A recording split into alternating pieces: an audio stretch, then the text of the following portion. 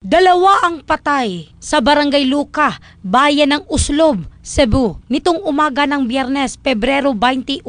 Ang sospek ay kinilalang si Randy Dinagit, habang ang mga biktima naman ay ang ama nito na si Shano at ang kapitbahay na si Samuel. Sa ginawang pagresponde ng kapulisan, naabutan ang sospek at nabaril ito ng mga pulis sa kanyang kamay at paa at naaresto. Ayon sa kapitbahay na si Jen, nagalit ang sospek sa kanyang kaibigang babae dahil akala nito sinumbong siya sa pulis na nagnakaw umano siya ng kahoy. Huwebes pa lang umano, habang dala-dala ng sospek ang mga patalim, hinahanap na nito ang kanyang kaibigan at maging sila ay pinagbantaang papatayin. Sa video na kumakalat online, makikita ang sospek noong Huwebes na naglalakad sa kalsada na may dalang mga patalim at masama ang titig sa mga dumaraan. Dagdag pa ni Jen, madaling araw nangyari ang krimen nitong Biyernes dahil 5 AM nang ginising sila at pinatago dahil baka sila naman ang isunod. Batay umano sa kanyang nalaman, natutulog ang ama nito nang gawin ng sospek ang krimen. Pinaglalaslas nito ang leeg, pulso sa kamay